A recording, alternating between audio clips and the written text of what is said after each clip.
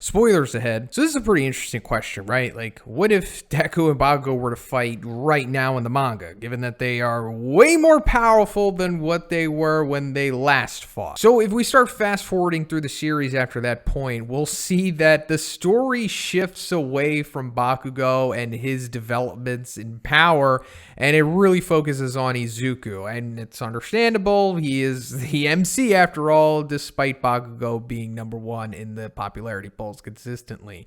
But we're just gonna have to chalk it up to Bakugo getting his power-ups and improvements more so off panel, than Izuku, of course, because it obviously has happened, and I'll explain why that is. But as for like the distinct power-ups, obviously Deku surpasses him in many ways. Like, aside from just the quirks, he has like the air smash that he could use now, and he could use it from his hands, and now he could use it in his shoot style with like the St. Louis Smash Air Force as well, which is insane, and we'll go over that.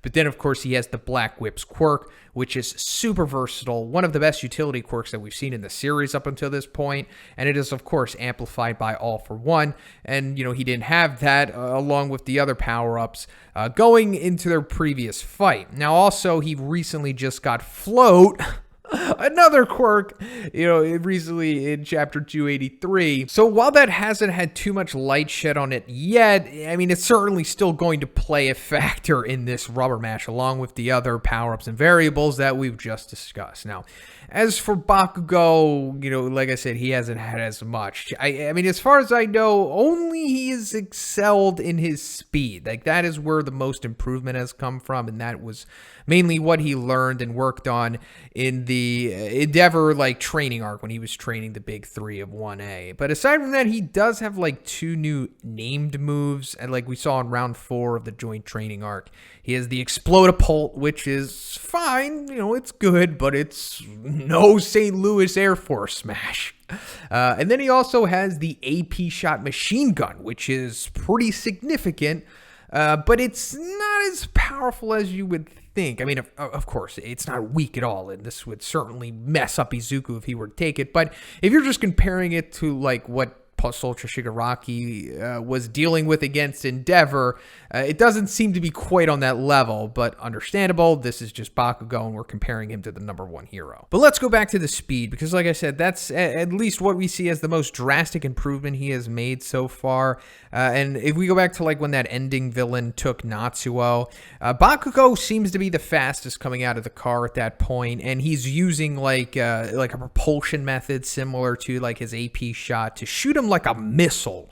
And he's so fast that he's getting there before Izuku, and he's also beating the oncoming traffic, which is pretty impressive, just added to the speed feed here. So he definitely has improved in that department. Now, if we go a little further back to chapter 275, we really see, for the most part, where they are in terms of power, or more so physicality at this point. So Bakugo is chasing after Izuku, they're on their way to go meet up with Plus Ultra Shigaraki and the rest of the heroes. And he's like, oh, Deku can consistently use full cowling at 30% now. That's very important, because that's going to be, coming into this matchup. Remember, we talked about in their last match, Deku was at 5%, and then, midway through the match, he went up to 8%. So now he's at 30%. But anyway, he says to keep him from wrecking his body, he only draws on 45% at the moment of impact, which is smart, of course, but remember that.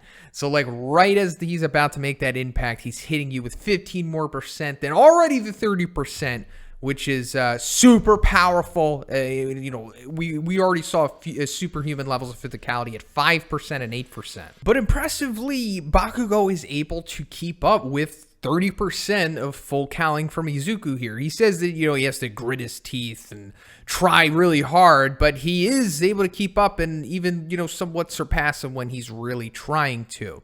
So, does this mean that, Bakugo's physicality has maintained all the way up to 30% of full cowling? I mean, speed-wise, for sure, but does that mean that his durability and strength is up there? Now, his strength, I don't know about that. That seems to be a little too generous. I mean, also, 5%, he was kind of around there, but saying 30% is a little too much. But as for his durability, that's another question mark. like we were saying, he could take those 8% punches, but like, is he going to take 30% strikes? I mean, maybe a couple, possibly, but like, is he going to take like 45% on the impact? And like, we see like, plus Ultra Shigaraki, he's even being affected by these strikes and whatnot. But also, going to that, Izuku can just bust out a 100% smash if he needs to. Like, he just did the 100% like hammer fist Wyoming smash to plus Ultra Shigaraki. Now, is he going to do that to Bakugo? Probably not, because, yeah, no way Bakugo is going to be able to take one of those. But, just going down to 45%, or even if he busts out a 50% or a 60%, which he probably can, even though we haven't seen him do it yet. Given that he was doing 100, I don't think it's too unrealistic to say that he could do that if he needs to.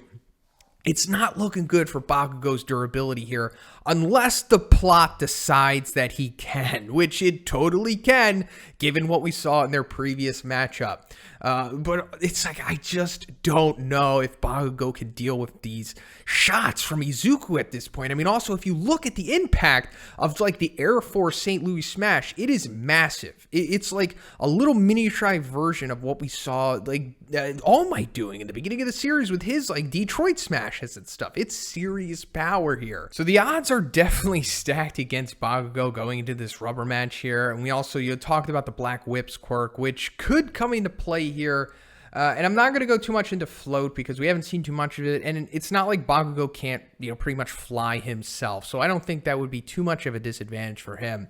But it's like, I don't know if Bakugo would be able to win at this point, but it's not completely unrealistic. Given what we saw in the second match, he could possibly replicate that to some degree. I mean, also, if you look at like Endeavor going against plus Ultra Shigaraki, it's a similar matchup, and Endeavor definitely had some really good moments in that match. I mean, he avoided pretty much everything that Shigaraki had to do, aside from like, when Aizawa was nullifying his quirk, and that's a different story, but I don't know who would necessarily win like 10 out of 10 times. I don't know if it's that clear cut, but I'm definitely siding on Izuku at this point since he just has way more development than Bakugo, at least on panel. So I'll just give him the victory for now, but I'm not going to completely rule out Bakugo for sure. He definitely could win this as well, but his odds would just definitely be less than Izuku's at this point. But let me know what you think about this matchup in the comments, guys. If you liked the video, please give it a like. I also have a Patreon and a Twitch. Check those out. And if you haven't already, please subscribe as well. Have a great day. I'll see you in the next one.